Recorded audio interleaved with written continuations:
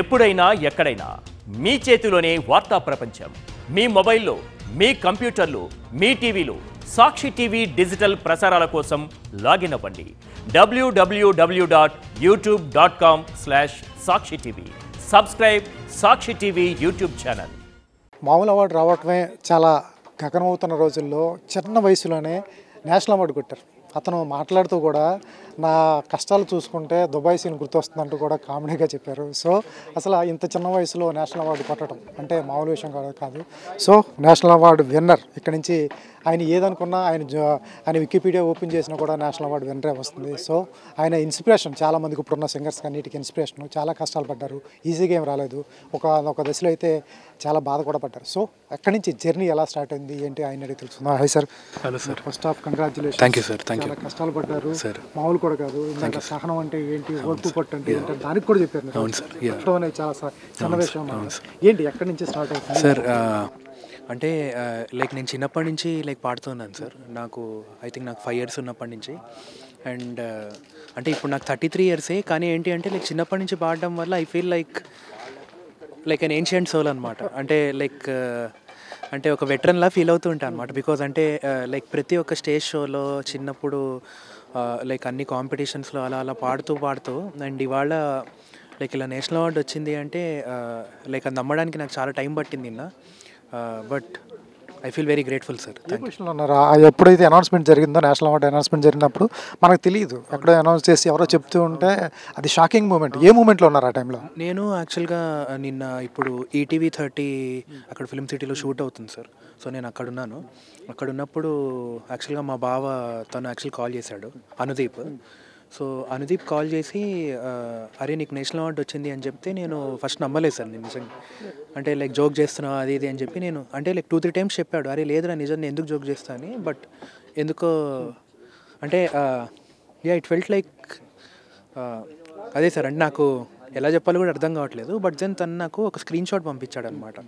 అది నేను ఇలా జూమ్ చేసి చూస్తూ నేను స్టక్ అయిపోయాను సార్ యాక్చువల్గా. బికాజ్ అంటే ఇంత జల్దీ వస్తుందని చెప్పి నేను అనుకోలేదు సార్. సో అంత గాడ్స్ గ్రేస్ సార్. అంతే. ఏంటి అమ్మ నాన్న మూమెంట్ ఏంటి ఆ టైంలో?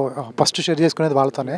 వాళ్ళ మూమెంట్ ఎలా ఉంది, వాళ్ళు ఎలా తీసుకున్నారు? వాళ్ళు అమ్మ నాన్న చాలా చాలా హ్యాపీ సార్. బికాజ్ ఎందుకంటే వాళ్ళు నన్ను చాలా నమ్మారు సార్ చిన్నప్పటి నుంచి. అండ్ ఎప్పుడు కూడా నా మీద ప్రెషర్ పెట్టలేదు.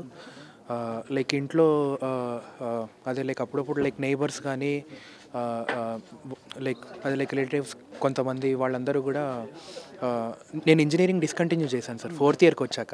బికాజ్ ఎందుకంటే నాకు అనిపించింది ఏంటి అంటే ఏదైనా చేస్తే లైఫ్లో ఒకటే కరెక్ట్గా చేయాలి, అంటే ఒకే ఒక స్ట్రీమ్లో ఉండాలి అని చెప్పి. సో నేను అప్పుడు డిస్కంటిన్యూ చేసినప్పుడు కూడా మా అమ్మ నాన్న నాకు ఎప్పుడేం ప్రెషర్ పెట్టలేదన్నమాట. వాట్ ఎవర్ ఇట్ ఈస్, నువ్వు సక్సెస్ అయినా అవ్వకపోయినా నిన్ను లైఫ్ టైంకి మేము చూసుకుంటాం, మనకు ఒక ఇల్లు ఉంది, ఫుడ్ పెట్టడానికి మేము ఉన్నాం అని చెప్పి. సో అంత ధైర్యం ఇచ్చాక ఇంకంతకన్నా నాకేం కావాలి సార్. సో అందుకని I kept on practising. And SPB sir ఆయనను ఎప్పటికీ మర్చిపోలేను సార్. అంటే ప్రపంచంకి నేను తెలియక ముందు నుంచి ఆయన నన్ను నమ్ముతూ వచ్చారు సార్. నన్ను ఎప్పుడు బ్లెస్ చేస్తూ ఉన్నారనమాట. మొత్తం అంతా ఆయన బ్లెస్సింగ్ సార్. రోహిత్ అక్కడ చిన్న ఎమోషనల్ నాది చెప్పుకుంటే దుబాయ్ సీన్లో స్టోరీ లాగా అవుతుందండి. ఏంటి అంత కష్టాలు ఉంటాయి నీకు? ఫస్ట్ స్టార్టింగ్ దగ్గర నుంచి కూడా నీ వాయిస్కి మంచి ఫ్యాన్స్ ఉన్నారు. బాలు గారు నమ్మారు, ఎవరు నమ్మినా నమ్మకపోయినా బాలు గారు నమ్మారు. ఆయనకి అలాంటి లెజెండ్ నమ్మారంటే తప్పలేదు. అటువంటిది నీకున్న కష్టాలు ఏంటి? ఈ స్ట్రగుల్ ఫేజ్ ఎలా ఏంటి? అంటే కష్టాలంటే చాలా అంటే ట్రిక్కీ సిట్యుయేషన్ సార్. అంటే ఎలా అంటే సార్ నేను చాలా ట్రాక్స్ పాడుతూ ఉన్నాను సార్. సో అవి చాలా పాటలు బయటికి రిలీజ్ అయ్యే ఒక్కరోజు ముందు రీప్లేస్ అయిపోయాయి సార్ కొన్ని. అంటే because of multiple reasons sir. So అది అందరు సింగర్స్కి ప్రతి ఒక్కళ్ళకి అవుతూనే ఉంటాయి సార్. కానీ నాకేంటి అంటే బ్యాక్ టు బ్యాక్ అదా ఫేజ్ ఉండడం వల్ల నాకు ఒక పాయింట్ ఆఫ్ టైంలో నా మీద నాకు సెల్ఫ్ కాన్ఫిడెన్స్ కొంచెం తగ్గింది sir.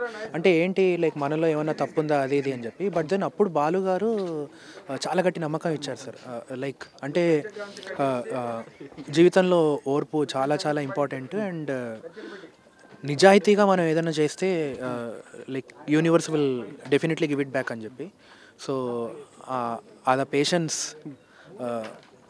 That's my God sir అంతే. రోహిత్ని పర్సనల్గా గమనించిందండి బాలు గారు మీ సింగింగ్లో కానీ మీలో ఉన్న స్ట్రెంత్ని బాలు గారు ఎప్పుడు మెచ్చుకున్నారు, ఏ పాటలో మెచ్చుకున్నారు, ఏ ఏ సందర్భం అది? సో నేను యాక్చువల్గా పాడుతా తీయగాలో లైక్ 2011-12 బ్యాచ్లో వెళ్ళాను సార్.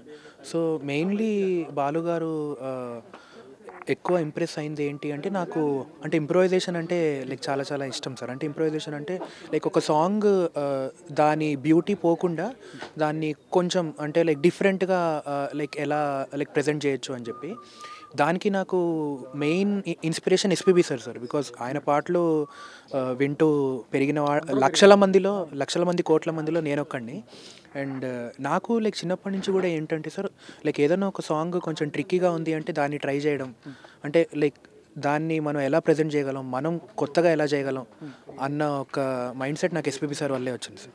సార్ ఇప్పుడు ఎస్పీబీ గారు బతికి ఉంటే రోహిత్ పరిస్థితి ఏంటి? ఆ మూమెంట్ ఆయన కాళ్ళ దగ్గర పెట్టి అవార్డుని ఎలా ఉండేది ఆ మూమెంట్? అది అదే సార్, అంటే ఇప్పుడు ఎస్పీబీ సార్ కనుక ఉండుంటే నాకు ఇంకా అంటే ఇంకా నేను రేపొద్దున ఫ్యూచర్లో ఇంకా నేను పాడినా పాడకపోయినా నాకు ఎవరన్నా ఆపర్చునిటీ ఇచ్చినా ఇవ్వకపోయినా కానీ అది నా ultimate thing sir. Because like national award అన్నది లైక్ ఏదో ఒక పాయింట్ ఆఫ్ టైంలో వస్తే చాలా అనుకున్నాను sir. But this is very very beginning stage of my career. So ఇప్పుడు రావడం అన్నది ఆయన లైక్ రోహిత్కి బాధ్యత పెంచిందా? ఎందుకంటే ఇప్పుడు ఈ నెక్స్ట్ ఏ పాట విన్నా కూడా నేషనల్ అవార్డు విన్న రోహిత్ పాడిన పాట అంటారు, పైన వేస్తారు. ఇక్కడి నుంచి రోహిత్ బాధ్యత ఏంటి పెరిగినట్ట అట్లా? తప్పకుండా సార్. సో ఇంకొక గుడ్ థింగ్ ఏంటంటే సార్ లైక్ నేను ఇండిపెండెంట్గా కంపోజ్ చేసుకుంటూ ఉన్నాను సార్. సో ఇప్పుడు నా దగ్గర ఒక 10-15 సాంగ్స్ ఉన్నాయన్నమాట. సో లైక్ ఇంకొక గ్రేట్ థింగ్ ఏంటి అంటే మొన్న I have released 1 song with Sonu Nigam sir. నేను కంపోజ్ చేశాను. సో దానికి అదర్ వర్షన్స్ అవి ఉన్నాయి అండ్ ఇంకా కొన్ని ఇంట్రెస్టింగ్ పాటలు రాబోతున్నాయి సార్. Super sir. లాస్ట్ ఫైనల్గా మా కోసం నేషనల్ అవార్డు వచ్చిన పాట ఒక్కసారి మీ నోటి నుంచి. Sure sir.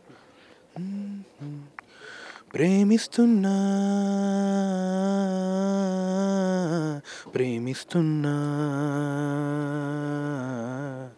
నీ ప్రేమలో జీవిస్తున్నా. Thank you sir. Thank you. ఇది నేషనల్ అవార్డు విన్నర్ రోహిత్ చెప్పిన మాట. రేపొద్దున ఎలా ఉన్నా కూడా రేపొద్దు నుంచి నాకు బాధ్యత పెరిగింది, అలాగే 15 నుంచి 20 ఆల్బమ్ సాంగ్స్ కూడా చేస్తున్నాను, నాకు బాధ్యత పెంచింది. ఈ టైంలో ఎస్పీ బాలు గారు ఉంటే ఇంకా దాన్ని మర్చిపోలేకుండా ఉండేవాడిని అంటూ ఆయన ఆనందాన్ని వ్యక్తం చేస్తున్నారు.